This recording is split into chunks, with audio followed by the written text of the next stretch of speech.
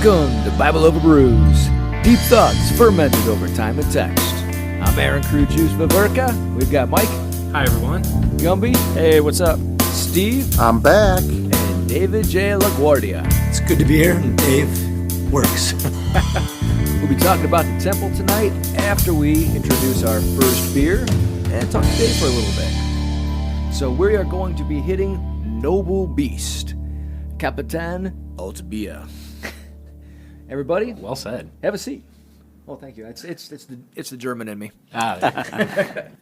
Captain Old Beer. That's what it means. This beer looks bronzy. And that's, yeah, right from the get-go, it's got a beautiful color to it. It's like this copperish tone. Clear. And, What a find, Mike.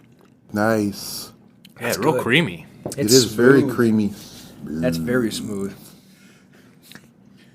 It's reminiscent of, what am I thinking of? Gumby, help me. Oh, man, I can't. I remember something like, you know what? This is like one of the platform ones. Okay. Yeah, The Clevelander? that's it. Yep. This is really good. Yeah, it's got that nice, deep, rich amber color, though. Yeah, it's a 5.5% ABV and a 38 IBU. So nothing that's going to knock your socks off, but definitely refreshing, soothing taste. I like it. Not too foamy, but delicious. Good pick, Mike. Thanks. What is the name of this place again? This is Noble Beast. Noble Beast. Yeah. Oh, man. You should know with a name like that. It's going to be a good beer. Yeah, this must be a newer place, huh? Yeah, I can't remember which brewery he stemmed off of, but he branched off. He wanted to get down to the science behind alcohol and brewing, and so I don't know exactly. He's got a history. I'm sure it's interesting if you look it up. I don't have it memorized, but the name and the fact that he focused on precision is what allured me to go there and check these out. So I could definitely tell it was a newer brewery. Their website only has the most basic of information. Their Facebook page has a lot more information on it, though. So if you would like to check them out, I would highly suggest going to their Facebook page because it actually has the beer list on it. It has a light menu, so it was Nice. pretty cool. You said I this can is walk over there 5.5? right Yeah, from my 5.5. studio. yeah, not bad. And it's one of their standards. So the two we'll be reviewing tonight are year-round. They have 3 year-round, and then the rest are weekly. So you always get something new if you go there. It's a nice place, too. Yeah. Oh, wow. Maybe monthly. I could be wrong, but either way. Are they open for lunch, Mike? That I don't know the hours. I think they are open for lunch. Yeah, they have you've been, right? It's a really cool place if you're local to the area or if you're just traveling through. Check them out, Lakeside and around 14th. It's in Right. a It's a little business short district. walk from my so- studio. Yeah, I think they get a lot of college probably patrons. 'cause Probably a lot of Cleveland State. Cleveland State, but it's in the business section, so not too rowdy as when I went. It was really nice. Yeah. I know that I can definitely eat there because when I pulled reviews up, I saw they had a veggie sandwich. There you go. It's mandatory now. I think there's a lot of, with all the vegans and vegetarians around now, I think you kind of got to. Yeah. So, and the reviewer said it was delicious. Oh, good. Yeah, I can't find anything wrong with this beer right now. Real smooth. No. It's a great beer. Yeah, it's well balanced. Yep. So, Mr. LaGuardia, David J. Dave J. please tell us about yourself. Yeah, I grew up in northeastern Ohio. I have 3 little kids, so that's kind of my connection here. That's right. Talking deep thoughts with Gumby, Jennifer, Mike, Pastor Charlie. Watching, young kids play softball. So Yeah, he coached our young ones, Alex and I think Luke and Patrick. I think it's Luke. Did Patrick go through too? Or was Patrick started with us. Okay. Yeah. Yeah. So, but yeah, it's been really awesome. Just cool being a part of that community of Grace Church. For the last 4 years, getting to hang out with some real cool people. Yeah. That's So, awesome. Yeah, that's likewise, awesome. likewise. That's and he's a awesome. great coach too, by the way. Learned a lot from you because I had a lot to learn, both Charlie and me. I faked it all. No, get out of here. But yeah, so and I teach theology. I'm Roman Catholic. I teach at a Jesuit school who are an order of Catholic priests. Specifically, I teach social justice, which I like, and I think for me one of the things that I love about social justice is it is a very interdenominational and really even an interreligious subject matter. I always kind of like to take the big picture of the last 150 years, and you have Tolstoy, who inspired Gandhi. Obviously Jesus an inspiration of both as well. Gandhi being Hindu, Gandhi inspiring Martin Luther King. Martin Luther King nominated Thich Nhat Hanh, who is a Buddhist, for Nobel Peace. So I think, when you look at so many of the traditions, we're all saying love, we're all saying compassion, we're all saying the golden rule, and sadly we just don't always do it. Yeah. But it's and honestly, just being a part of that team, over the last few years, it's been really cool finding a lot of kindred spirits and people who just are about treating people right. You just wrote a book. And I did. Is that some of the stuff that's in your book? Yeah. So the book it's not theology. It's more I would say spirituality, and it started with kind of an observation for me where I've studied a lot of Buddhism, and Buddhism kind of starts more with that turn inward, and observing, kind of the human condition. And but it's not a theistic tradition, not in the sense that Christianity is. But I was struck just by the idea that, Christianity, which is theistic, Buddhism, which it's not really theistic, though they do at times talk about gods in some of their scriptures, both agree. None of us are God, my life has been a great teacher in, realizing I don't always get my way, and, all the problems that go with thinking I should get my way, and the fears, the anxieties, the anger that attachment to our way creates, but also, the harm it sometimes leads us to do to others, because we assume our interests are right, at times, but don't always consider what those interests do to other people. Well, isn't that what a lot of Buddhism attributes the problems of this world to, is attachment? Right, yeah. That's a good point. And certainly that's an element of Christianity as well. I mean, I think, there's a strong letting go element, within the Gospels. And if our evangelicals listening now, yes, there is some commonality between Buddhism and Christianity. Not to mention even Taoism. Yeah, don't unsubscribe. Yeah. In fact, Father Thomas Merton was a Taoist philosopher, as was C.S. Lewis. Yeah. So. Yeah. Well, and even within Catholicism, some of this, certainly Thomas Merton at times probably got himself into some trouble. So, you have, in my tradition, some gray area here where, some of this stuff would certainly be debated. And that's why, it's really important for me to say it's not theology, because, I'm kind of interested in a question of, looking at the world and the suffering and the hurting, and, how can our faith lead us to promote well-being. And that jumped right out at the beginning of your book, and it did grab me, and that's really awesome.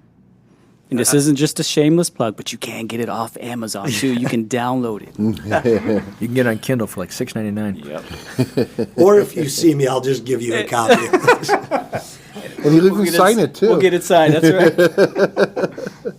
And I have a copy for Aaron and Steve in the van. You. Yeah, well, thank you. I appreciate that. We're awesome. privileged to if have you want it after this is all over. No, definitely. No, we hear our, as we say, we hear comments, of other Christian brothers and sisters, and that we, but not with the intention to offend them in any way, but sometimes we get so stuck in our ways that we get stuck. Absolutely, yeah. And so what we do is we hit those gray areas, and to realize that, and these are things that we wrestle with, each and every one of us that wrestle with. And and this is how we wrestle through it. But what is the actual truth of this? And then how does that relate to our relationship with Jesus? Yeah. Well, and that's the problem is that Christians, especially in among the Western branches, Christians have such a boxed-in view of God that if you look at anything outside of strict Western Christianity, they're going to question whether or not you're saved. Right? Take Hank Hanegraaff recently, right? Yeah. Hank Hanegraaff converted to Eastern Orthodox, and he has got everything from people saying, "Oh, well, you're not saved," to others calling him a Satanist. I mean, it's bad, and people don't realize, hey, guys, that's Christianity too. But even going past that, I mean, if God's so small that he has to live inside that box, I mean, Paul was able to pull from various poets and philosophers while he was teaching because he realized that God is so big, he reaches out across every culture.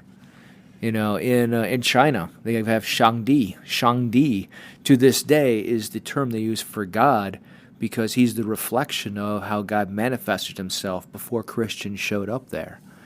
I mean, it's fascinating the reach that has gone out, and he's put out in the lack of any of the Christian body being there to help. He has been there, manifest in other cultures. And you are correct in that and I know I'm very guilty of this, we put God in a very little box. And we forget that he is God. And we look at what he's done, and he speaks, things happen. And for us to say he's just this little, so we're making him finite where he's infinite. And we can't have a concept of infinite because it's something that never began but yet never ended. He doesn't live on a page. There has to be something that unites all of us. I mean, there has to be, bigger than what we've had our lenses through here in the past 200 years. We think that that's it. But there's so much more to it. Even Paul brings it up. I mean, if you go back to Romans 1:20, he says that all men can be found guilty for not obeying that common law because all creation has been made manifest to them, and that is the testimony of the Creator. Well, if you picture a Venn diagram of all the religions, there's overlapping points. And does that mean the overlapping points that exist in both your religion and another religion, can they only count in your religion? No, you can't. That is impossible. A valid point is a valid point, no matter whether you believe it's truth or not. I think I agree, trying to say, I'm right, you're wrong, is such a root problem here. And it becomes a pride thing to where, everybody's saying, well, no, it's my sect of my religion that is flawless. And we're just afraid to admit we can branch out, and agree across lines. But even in the Venn diagram, in the very center is the circle where they all intersect. Yeah. And that's what I'm saying. It has to be. And that's, as they say, that's the zone. Well, and it's interesting to if you study different traditions, different Christian traditions, Eastern traditions, Judaism, Islam, you'll find there is kind of a common spirituality that shows up called mysticism. And at the core of mysticism, with all these different paths, is kind of this place where they say, we're all connected, and I think, our faiths can lead us to that recognition, and the flip side is sometimes maybe they can be, the word diabolical literally means throwing apart or separating. They can lend themselves to that us and them thinking, and allow us to devalue certain people. No, agreed. Definitely agreed. I had a friend, Mike Polnick, who hopefully will be on the show soon. He comes from the Eastern Orthodox background, and he recommended a good book to me based on the similarities between Sufi and the ancient Orthodox tradition, and there's a lot of overlap. There's a lot of similarity. Because that's the mystical branch of Islam is the Sufi. So it's fascinating.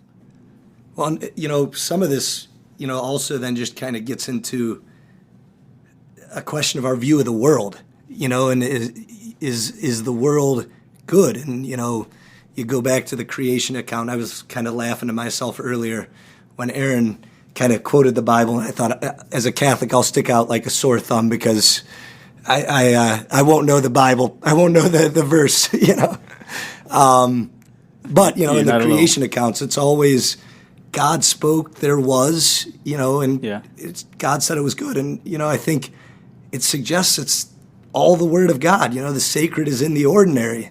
Maybe that might be an interesting thing in relation to the temple in that conversation a little bit later on. That's a good point. But, how we relate to other traditions, can we find goodness and beauty, I do think, and I don't want to delay us from progressing, but No, please. I think, we've been conditioned as a human race to also be leery of each other. And so we will. If you see something, say something. People will. It's a strategy to lead with a commonality or a truth to get you on their side. So I think we're so afraid of being sold snake oil or something, that we do.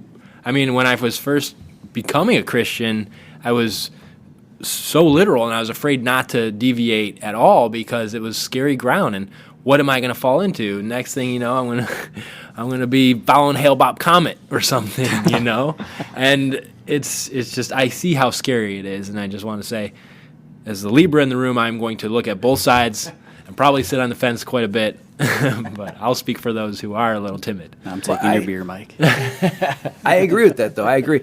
I was taught when I was young, and my parents would tell me, well, don't read stuff from other religions because you might be persuaded to venture out in that direction or dissuaded away from your own. So yeah, it was. I was in that same boat as you. Yeah. And actually a great Christian apologist, John Lennox, awesome guy to listen to. Incredible debater. Right. His parents took the opposite approach. They knew they were bringing him up right. And so he tells an interesting story about when his father said, hey, those communists, and they wrote that book and stuff. And he's like, well, yeah. He's like, hey, you should read that. Just, you need to know what other people think. Mm. Well, we think we need to defend God, and yeah. We're the one that's going to convert people, or, we should just trust God will show up. And probably we should be introducing new Christians to that philosophy. Like, yeah, don't be afraid. God's with you. If you are looking into things, if you really focus on the core of your relationship with God, how can you be steered wrong at that point? Yeah. And that's why a great social lubricant is beer. This beer. Well done, Gumpy. Because, it might open up the mind just a wee bit. Just a little bit. It helps. You're saying this is similar to peyote? No. But I think another good Are point, we crossing? jumping off what Mike had said there, which is really cool, is how are we to identify with those who may not necessarily totally, how do we introduce our God to them without understanding how they think? That's true. And they're probably thinking the same thing. Like, man, how could I show those evangelicals the truth? Right. Yeah, And it's a valid the question. discovery that you may find there's so much more commonality. Yeah. Yeah, and it's that boxed in thinking, the God lives on the page, et cetera, kind of mentality that leads other people like Imran Hossein, right? Sheikh, The yes. Islamic leader over there, to call Western Christians Santa Claus Christians, McDonald's theology. right? And that's the reason why, is because we box ourselves into this little system, and we can't see God outside of that. Yeah. Yeah. Well, let's use that as a segue. Yeah, speaking of box. Right? So we are talking about the temple tonight. So the temple starts at the tabernacle, which was the portable.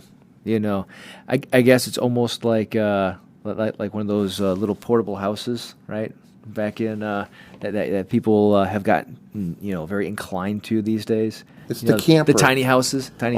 My wife loves tiny houses, right? The canned ham camper. Yeah. I thought you were going to say like a trailer or something. Oh, no. I was like, he's comparing a tabernacle to an RV? Oh, no. It's okay. It's a double wide. Maybe. Well, it can move. My wife has this new passion. She loves little tiny houses. She thinks they're just the cutest thing. They're all the rage. They're all over the... Yeah, but they're expensive, man. They're like $130,000 for them. Nah, most of them you can get for under 40. Ooh. So I don't know which But ones. you only like it for 2 years. And then you're like, this house is too small. Kids are huge. I mean, you definitely have to limit yourself when you go shopping, though. Oh yeah, you have to live like a European, right? Mm-hmm. Buy your groceries every day, which is actually healthier. Good point. So, but on that, okay, not everybody agrees to the tabernacle. I'm going to pop a quote in here from the LBD. That's Lexum. Beautiful, beautiful, beautiful system. Even before the work of Wellhausen, the historical tenability of the priestly tabernacle was doubted. The weight, based on the large amount of gold, silver, and bronze, would make its portability impossible. The craftsmanship necessary to build such an ornate structure during a nomadic journey through the wilderness stretches the imagination. Wellhausen's solution was to understand the tabernacle as a pious fraud. Reading the Jerusalem temple back into the wilderness wanderings view has continued among those scholars. We have analyzed the literary text of the tabernacle narratives. Cross, the three studies spanning 50 years, has approached the tabernacle from a different angle. He found many parallels in the ancient world and thereby argued for its historical tenability. Many scholars have added to the parallels, such as Clifford, Kitchen, and Fleming and Hofmeier. Okay, so far, what do you think? I've never heard that it was debatable whether, and I mean, I've read and I've always sort of honestly became impatient reading about how much stuff went into the building of the tabernacle and stuff, but the weight never occurred to me, and that is pretty interesting. I'd like to look at those figures, but I've never heard anybody dispute that would make it immovable. Well, I mean, think about it. How many people would it... You're talking about a lot of gold, a lot of bronze, tables, a giant tent, all those poles. I mean, you're pretty much carrying a pole barn around with you. Yeah, I mean, it was wood coated in gold, so that would lighten it a little. But you're right, tables and things, something you don't usually consider, doesn't jump off the pages at you. So, valid point to consider. Yeah, that's why not everybody actually believes that it was the dimensions that the text actually says it was. Some have gone to other texts that were around at that time, because we have a lot of ancient texts still from like Sumeria, Acadia, even Canaanite, and they did have similar systems that were set up, maybe not quite as ornately, but they had similar systems that were set up. So they've had to try to cross-check the different cultures to find out if it actually was, viable in its dimensions. So fairly interesting. I'm going to skip down a little bit. Friedman, following Cross, locates the historical origins of the tabernacle in the stories concerning the tent of David. Friedman uniquely postulates that the tabernacle was brought to Jerusalem and placed in the Holy of Holies under the cherubim until the temple was destroyed in 587 BC. Crawford has also attempted to sort out the two approaches to the study of the tabernacle and its literary and source-critical settings. He noted both the similarities and dissimilarities between the descendants of the priestly tabernacle and the Jerusalem temple. Crawford suggests that if the Jerusalem temple was a model for the tabernacle, the remodeled temple of King Ahaz was the source, since the number of parallels significantly increased after this period. The later date for this borrowing aligns with his view that the priestly source originated during the reign of King Hezekiah. Lexham Bible Dictionary. So, that probably doesn't clarify much for you. Yeah.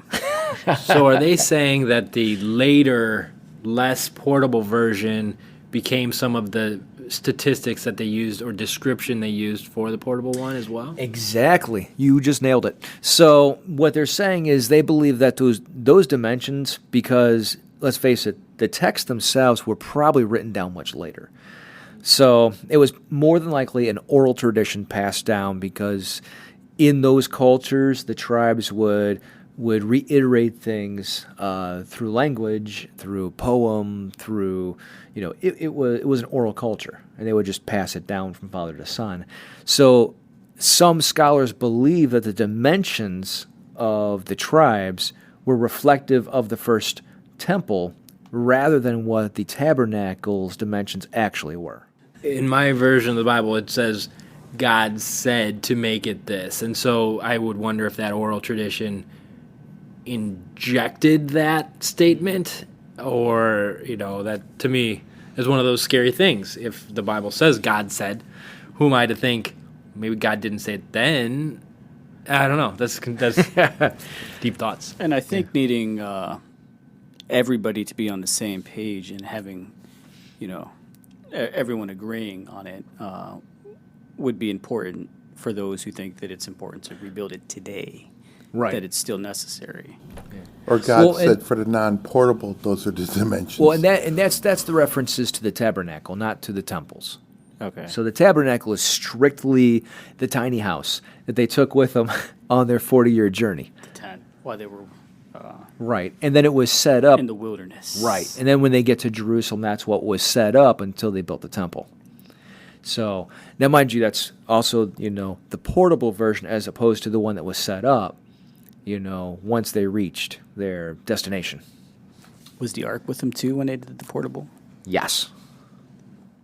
Yeah, and you imagine they had oxen and things with them, so it's not insurmountable to imagine that sort of technology. As heck, they helped build the pyramids. They had this technology of moving large objects across desert. So I wouldn't just throw that out. No, wait. Are you sure it was the pyramids? What? Because, doggone it, I want to believe ancient aliens did say. I thought I pronounced pyramids wrong or something. I was sure we had to go there. I mean, they definitely illustrated that it had to be aliens. So I'm not so convinced it was Hebrews. Immigration, maybe those aliens. And isn't there something about hospitality to the widow, the orphan, and the alien? Right. It's very well quoted. Very well quoted. Nonetheless, they still picked up a few tools of the trade from the aliens. Lasers. So I'm going to, before we get into the first temple, there is an interesting sidebar. So not everybody believes the first temple was built by Solomon. All right, some people do believe that there was a priest that existed before that created the first temple. And that goes all the way back to the story of Abram and Melchizedek. Now, it says that Melchizedek was the king of Salem. I know people say Salem, but that's an Anglicized idea. It's actually pronounced like Salem. All right, I'm not going to get too far into that. But so he was the king of Salem, which would have been what Jerusalem was called before it was Jerusalem. So he actually did come from that area, that region. So he was probably the priest for El Elyon, like it says inside, I believe it's in Genesis 14, right? It says that he was the priest of El Elyon, and that is the high God. That is one of the names for God in the Bible, is El Elyon. So he would have been the priesthood before the Levitical priesthood. And there are scholars, and Josephus is one of those. So if you pop over to the War Book 6, chapter 10, Josephus wrote, "And thus was Jerusalem taken in the 2nd year of the reign of Vespasian, on the 8th day of the month Gorpius. It had been taken 5 times before, though this was the 2nd time of its desolation.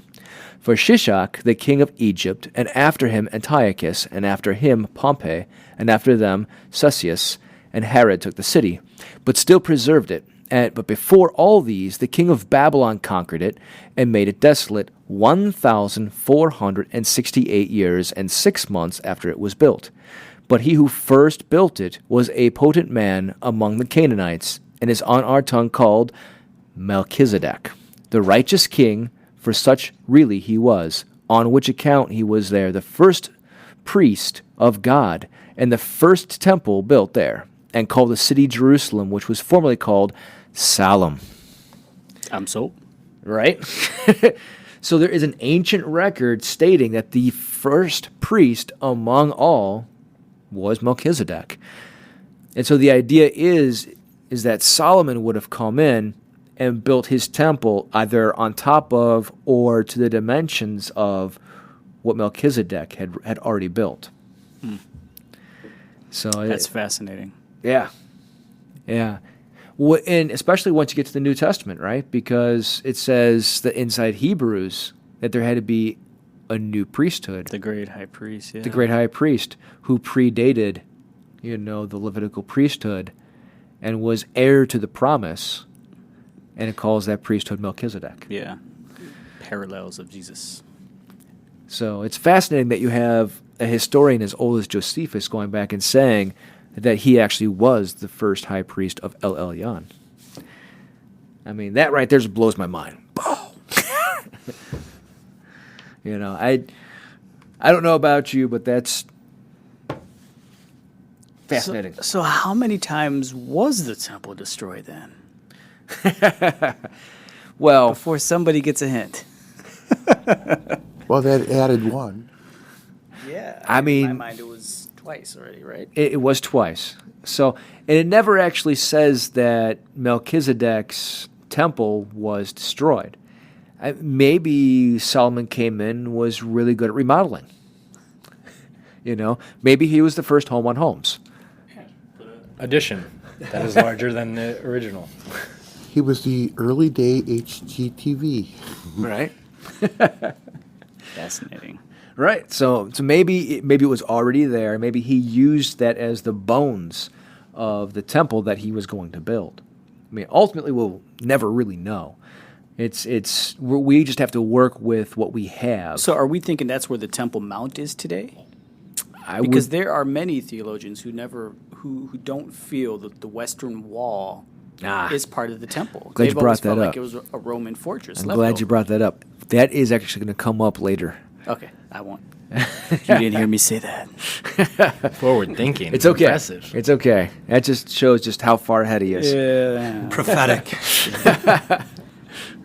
Okay, we'll save that for later. So, but there are some discrepancies as well.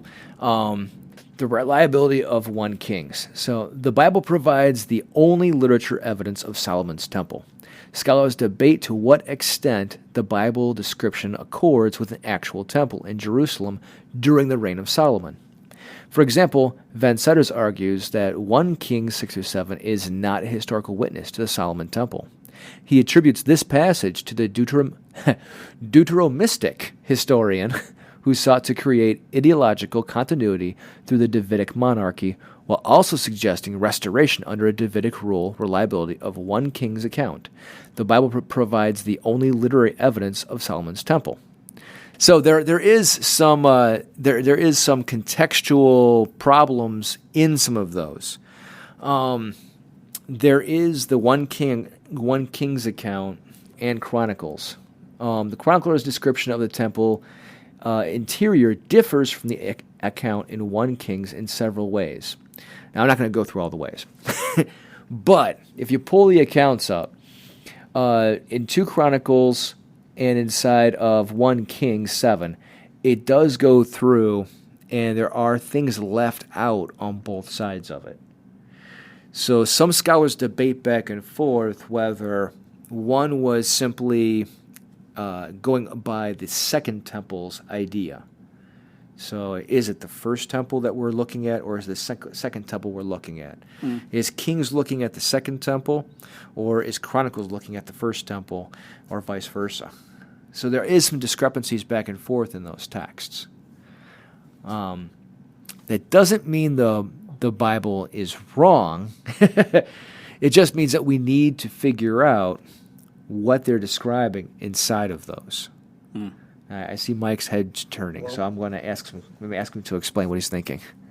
I always try to first take these questions and think, what is the consequence of this thought? To me, it doesn't. I see the pattern here develop in this episode where it is sort of, okay, the confusion of 2 temples, 2 tabernacles, 2 time periods in a way, and I could see how that would happen.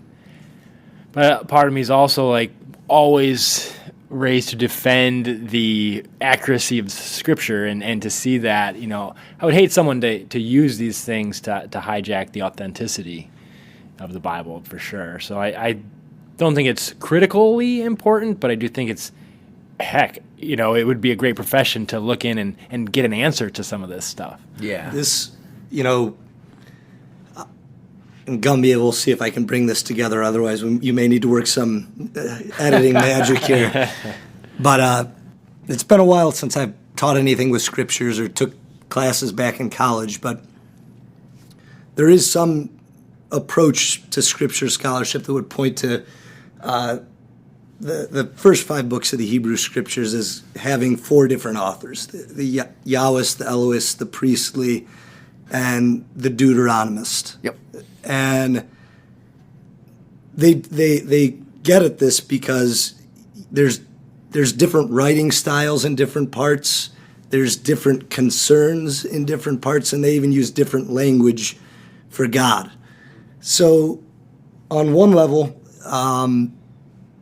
that might explain some discrepancies, and even based on the name, obviously a priestly author would be more concerned with details about, dimensions, where, if I were writing something, I can't hammer 2 boards together. I wouldn't, I might try to put something down. And I think some of this also kind of goes back to, some of that earlier conversation. Do we allow that this sacred story is told through human beings, who are, who are limited? And then the last thing I just add with that is that I think that idea of perspective, I think sometimes we come out of more of a Greek thinking, which, is kind of either or thinking, but just to acknowledge perspective, I think doesn't undermine the idea that something's true. It's maybe leads us to say, what truth is this person pointing to? So if we all were to do our Gumbyology, I like this. Which is a legitimate course in college. Right. You might get different images of who Gumby is, and they would all be true, but they all would reflect a perspective. Right. So, I think that's maybe a way of thinking about it that, it does, though, then challenge us to say, all right, what are they pointing to? Yeah. What is the truth, they're getting at? And different scholars do disagree, which is why if you go to the second part, it actually does say, in contrast, Bloom views most, not Steve. It's spelled different. Bloom views most of the building reports of 1 King 6-7 as a pre-exilic text, later incorporated by the Deuteronomist. He is more optimistic than insiders of the historical reliability of 1 Kings 6 through 7 as a description of Solomon's temple based on parallels with the temples in the ancient Near East. So now you probably going to be hard-pressed to find his works inside English Varkari. I think he's a German scholar. I'm sure Amazon might have a companion in English, but it's good. He's got good material. He's got really good material. So we all need to carve out 2 hours in the middle of the night to learn German, huh? I'm already 32%. Who sleeps? Oh, there you go.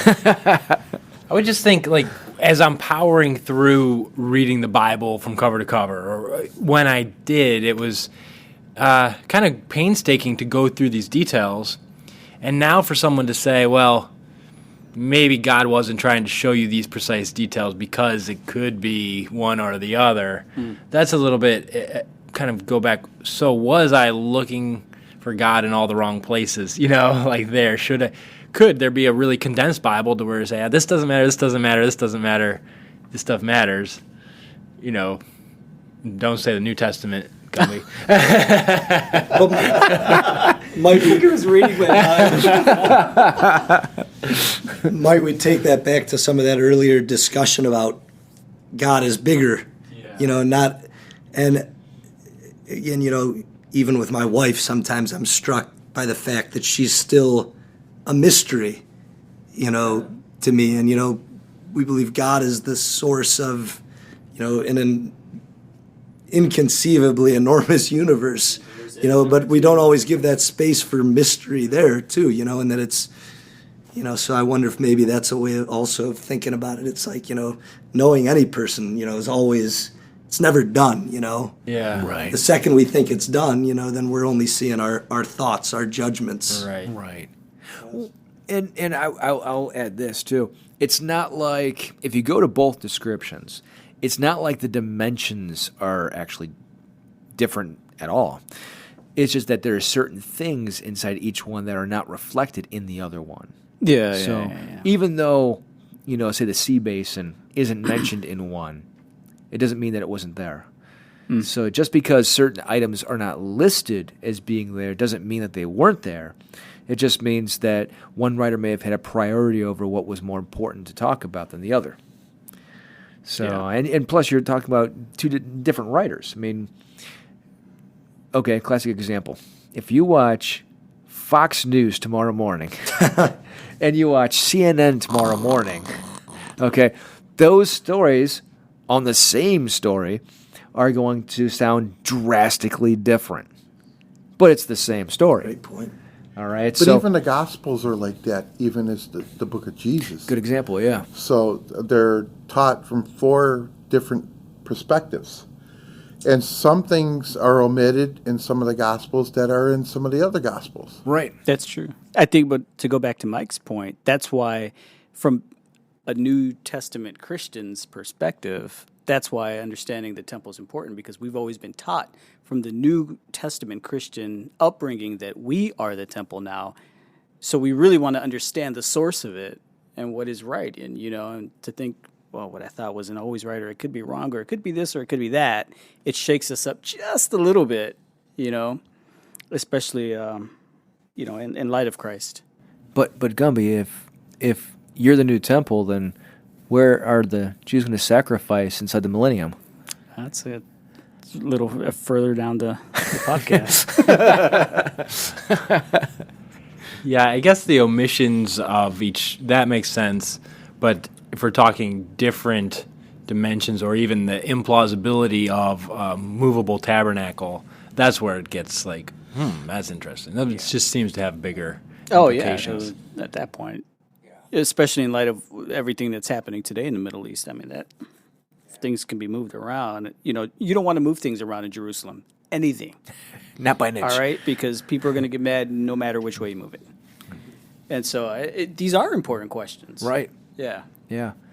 I mean, and that's, hearkening back. Let's say, for example, when they got to, the Jerusalem area, before they could build the temple, did they put the tabernacle inside Melchizedek's temple? I don't know. Was it just left out? Had it, fallen into disrepair? I don't know. Is there a reason why it wasn't mentioned? Perhaps it was taken down during a siege? We just don't know. We do know it's referenced by historians, so I'll wait for Josephus' next book to come out. he's been pondering this for quite some time. Yeah. But his first book's called The War Book? No. He's got a bunch of different books. If you go to the works of Josephus, they're extensive. He has, I think, 7 war books, right? But then he also has the histories of the Jews, right? So, and they're very, very good. They're very detail oriented. Among one of the best of the early scholars. Isn't he, Aaron, one of the non-biblical references to Jesus? Absolutely, yeah. He referenced and not just Jesus, but other biblical characters as well. Yeah, he's a good source. And there have been some discrepancies. We should probably do like half an episode. Maybe on a future episode, we'll do part of an episode featuring Josephus to talk a little more extensively about his works, because he goes really deep into like the history of the Jews, the wars that they had. It's in depth. We could probably do a whole episode on him. Really interesting side note: when who's the prime minister of Israel now? Netanyahu, yes. When he went to visit Putin not too long ago, Putin gave him an actual copy, a legitimate, authentic copy of Josephus's, is it 200 Years? Oh, wow. Which is interesting because it details, the destruction of the temple. Yeah. It's an interesting book to give. Yeah. Just throwing that out there. Oh, man. That's fascinating. I didn't know about that. Mm-hmm. That's fascinating. So, now there are some extra biblical evidence. So, I'm going to read this off. No material remains have been positively identified with Solomon's temple, and there are no known ancient iconographic depictions of the temple. However, some artifacts bearing the inscription House of Yahweh have been associated with the first temple.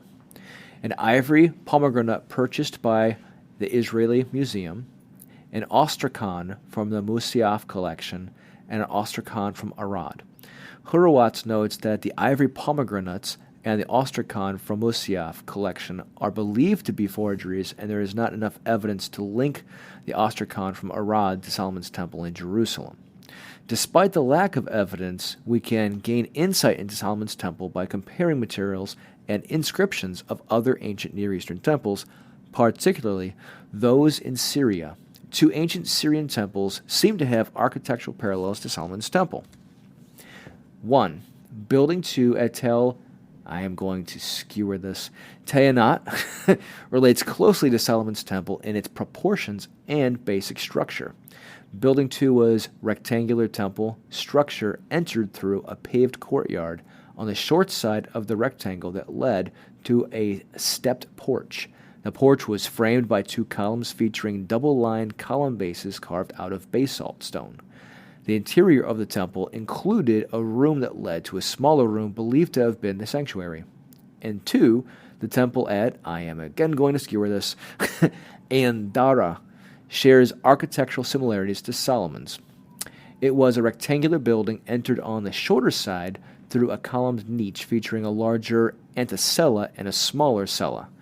Similar to Solomon's temple, the Ein Dara temple had a multi-storied gallery or chambers that surrounded the interior rooms and was accessible by a staircase in the antecella, a feature not present in Building 2 at Tel Yanet. So there are extra biblical sources and temples across the Middle East, these 2 being probably the best examples of them. I was going to say, did I catch you right? And you said those 2 were in Syria? Yes. Yeah. Yeah, it's fascinating. It's when you go back that far in history, it's really hard to find really good sources. Yeah. There's been so much war and destruction, and people over there have a tendency to just pull stuff down. So, It's been hard for people, especially museums and scholars and archaeologists, to find good, solid evidence of anything that predates the time of Christ. So, or the pyramids. A couple less wars would help. Right? But there are a couple of good examples. So they have been able to cross-reference some of those things. Any thoughts on that? No? Oh, just the Syria piece. I mean, I think it's important to realize there's so much, of our heritage intertwined with Syria. Right. I agree. It's a culture-rich part of the earth. Truly. I mean, that for Jews, Christians, and Muslims alike. Yeah. There's so much rich culture and heritage and history that goes along with it. And to see what's been happening there since I think 2012 with the so-called uprising or whatever. Yeah. Which is way more political than that. I mean but it's really sad to see that. It's Yeah, I agree. Yeah, I was talking to someone who had spent time there when he was growing up, and he was talking about just his parents would just let him go and wander the city, and talked about that kind of side of it, that culture that existed there, that apart from just the human toll, that's sadly also being affected and to an extent lost. Right. Yeah. Yeah, it's a shame because there's so many, like I said, rich history and culture that we lose in that. Yeah. And in the rubble, they are finding, some artifacts to help, reestablish what was over there. Absolutely. Yeah. I mean, I don't know why, Right. Speaking of rubble, the destruction of Solomon's temple. During the reign of Jehoiakim, the Babylonians captured Jerusalem, took Jehoiakim prisoner, and placed Jehoiakim's uncle Mattaniah on the throne. Zedekiah rebelled against Babylon, which provoked the Babylonians to lay siege against Judah. Nebuchadnezzar's chief guard, Nabuzaradan, destroyed the temple in 587/6. The Babylonian army broke up the bronze items within the temple, and this is the sad part. Once again, here's that destruction, right? Here's the sad part. Including the pillars, the sea basin, and the stands, and took them along with other temples' items to Babylon. Scripture does not record the fate of the Ark of the Covenant, but we will in a future episode. But Day argues that it was likely destroyed at this time. Following the timeline based on the biblical accounts, the temple stood for nearly 380 years. And I won't go into numerology, but that's actually an interesting number. It's sad and fascinating at the same time because some of these things actually have turned up, according to some, in private museums. Now we won't know, for sure unless they come forward, but Yeah. Reportedly, a few of these items have turned up in private museums. What, Indiana Jones didn't find it? Not yet. That would be great, though, wouldn't it? It's in the Smithsonian. All right. Yeah. Rothschild. Clear my throat. Almost sound like a Rockefeller. Anyway, Join us in part 2 for the rest of the conversation.